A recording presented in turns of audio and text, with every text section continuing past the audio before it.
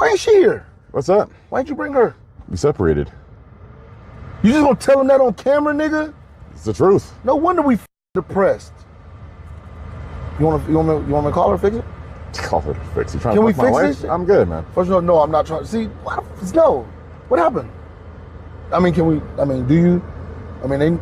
Just saying. Like, I mean, look, it's grew apart. That's it. You let the streaming come between us. What's that? She gave up. Nigga, you must have been a real asshole for her to give up the G-Wagon. I mean, we're separated, but I'm still gonna have to take care of her. So I'll get her something nice. I'll make sure she's good. Now, why don't you go fix that shit? What's up? Why don't you go fix it? Beyond repair. No, it's not. Go right. It's nothing's beyond repair, nigga. You just gotta want to fix it. You just gotta go fix it, nigga. Is it worth fixing, or are you cool being you? It's beyond repair, man. Beyond repair. All right, man. We ain't gonna talk about that shit. Can you get what the driving?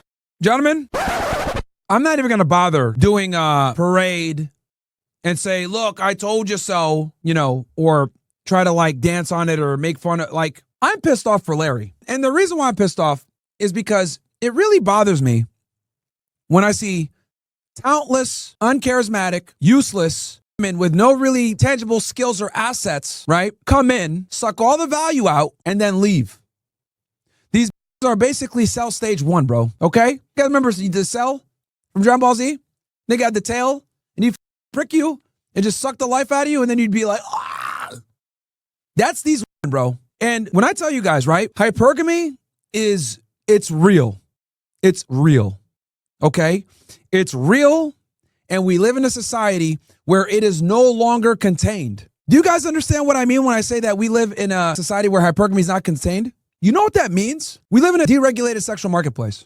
When you live in a deregulated sexual marketplace, okay, what that basically means is anybody can hook up with anybody assuming age of consent is met, okay? And that there's actual physical consent, right? Age of consent and actual real consent. As long as those two things are met, anybody can hook up with anybody. Now, when the idiots in the 1960s originally bought into this idea of feminism and free love and birth control and letting have, complete autonomy over their sexuality and, being big and 304s and doing whatever they want, they did not foresee this. They thought, let's let women be let's let women be 304s, let's give women birth control, let's give all this power, right, to be as promiscuous as they want to be with no consequence. And everyone's going to get love. But what people fail to realize is this. When women are left to their own devices, they typically go with the best option to them. Now, let me be clear about this. The best option to them doesn't mean it actually has to be the best option to them. This is the key. It's just what they feel is the best option to them. Do you guys understand that? So if you have game, you're able to love bomb properly while maintaining this delicate balance of still having some bad boy-esque traits while simultaneously love bombing, you can create the illusion that you're a good counterpart. You can fool the hypergamy to a degree. That's all game is, by the way, chat. It's utilizing female nature and hypergamy against them to get what you want, okay? Now, prior to 2026, we had conventions in place to keep in line so that this pernicious biological trait of female would not destroy society, okay? Because remember, guys, if a woman gets pregnant, right, she now is going to be a burden on everybody else. You understand that they have to be sexually selective to a degree, right? And if they're not sexually selective, you can literally destroy everything, right? This is why men have this like proclivity to hate, like not hate, but to like be so disgusted by. The reason why men are so turned off by is because you have a biological thing in the back of your mind. You're hardwired who wants to support your children, your biological children, okay? You're not designed to be a That's why it's shamed. You're designed to want to protect your girl, your alongside the offspring that you guys created together, right? And a defense mechanism is since men can't naturally ensure paternity, you look at traits and or you're disgusted by, just like women are turned off by guys that are short and ugly or might not have money or status, you're turned off by girls that are, because for a woman, she needs security. So she looks for survival traits. Is he tall? Does he have money? Does he have status? Does he have the ability to give me and my children resources? Men, we look for security too. But our security is, are you going to not be a slave? Am I secure where I know the children are mine? Men don't ask for much. Women ask for way more. Their security is for their survival. Our security is, are the kids mine? Okay? And for thousands of years of human history, we've done everything in our power to curb and or stop and or negate or impede women's ability to exercise hypergamy and be. But that all crashed in the 1960s. We removed the shackles of shame. We removed the shackles of the church. We removed the shackles of religion. We removed the shackles of being a mother, right? We removed everything that used to keep women in check and accountable to their husbands and their partners. What we're left with now is a deregulated sexual marketplace where women decide who they want to hook up with and who they think is the best deal. But here's the problem. Since most women are stupid and emotional creatures that can't really make proper decisions, they go off of what's good right now versus what's good long term. This has led to the fluster, which is the current sexual marketplace now. There's a reason why arranged marriages were a thing for so goddamn long. The reason why arranged marriages were a thing for so long is because we don't really have a good ability to ascertain the long-term success of a man, right? As being a good father. I'll give you an example. Guy A, guy B, right? Let's say I'm a dad and I have a daughter. Guy A comes in, he's 5'8", he's a nerd, he's not the most attractive guy, he has weird mannerisms, but he makes $100K per year, nice guy, sexually inexperienced, etc. Right? But he wants to be a husband and have children. Guy B comes in, Chad, 6'5", multimillionaire, has a Ferrari, right? Super charismatic, super charming, etc. But he's not really looking for anything serious. He's not looking for something for a long time. He's looking for a fun time, right? So me, as the father, I'm going to go with option A. Why? Because I know he's going to be able to provide long-term security to my daughter. So I know what's best for her for the long term. But if I were to leave the decision to my daughter, who do you think she would pick? She would pick the Chad because she's a dumb. And if you guys don't believe me, go ahead and go on TikTok and look at all the complaining in a car about how they can't find a guy. The reason why is because guys have figured out, the higher status guys, the good-looking guys, the Chads, they figured out how to circumvent hypergamy and get what they want from the without giving what they need to give. Ace man, thank you for the gifted. Does that make sense? This is why arranged marriages were a thing for so goddamn long. The father was there to protect the woman from herself.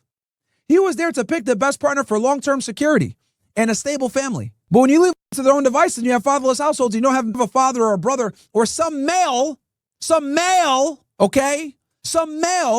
involved in the mating process, the woman is destined to fail. Why? Because we go with what's hot right now. Well, they care about, I want to have fun now. We're very short-sighted. And the reason why they're short-sighted is because they have a finite amount of time to maximize their looks to their benefit. Between 18 to 30 years old is the window. They got about 12 prime years that they can use. That's why they say I'm here for a good time, not a long time. Your job as the father or the brother, because you don't have a vested sexual interest in this woman, you actually care about her and her longevity, is your job is to find a guy that's going to be the guy that can take care of her long-term beyond 30, right?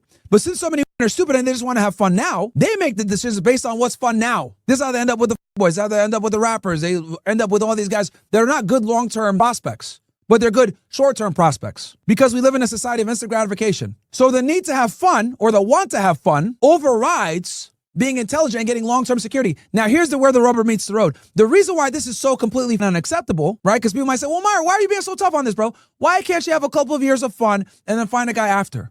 I'll tell you why. Because she's been ruined, for lack of a better term. She's been tainted. You understand? In order for a woman to get the experience and get it out of her system, she has to do things that disqualify her from being a real wife. You guys get that? So when girls say girls just want to have fun, let's not be stupid here and let's be explicitly descriptive. Have fun means casual relationships with multiple men and figuring out what they like and what they don't like. But what women don't understand is that process in of itself disqualifies them from getting the dream man. And it's your job as the brother and the dad to protect her from herself, to preserve her value so that she can go ahead and have more negotiating power in the dating marketplace and eventually the marriage marketplace. But women are too stupid to understand and too nearsighted to understand that we have a long-term problem that we need to fix, which is your security via a man. But when you go ahead and you go for short-term pleasure, that's going to lead to long-term pain. Why? Because you've had your fun in your 20s, you sowed your wild oats, but guess what? You've now disqualified yourself from the very men you wanted in the first place before you sowed your wild oats. And this is why hypergamy is so dangerous. This is why, whether it's a from India, a Muslim nigga from Iraq, a Native American guy in the United States, some Italian nigga from the Florence, or the Romans, or the Greeks, why is it that every single civilization of human beings since the beginning of time have done everything in their power to contain female hypergamy and promiscuity? Why? Because they understand that can easily be tainted, and once they're tainted, they can no longer demand full price at the sexual marketplace, which means the father and the brother are going to be stuck with supporting her longer because she doesn't qualify for a man that could be a provider for her. Do you get that?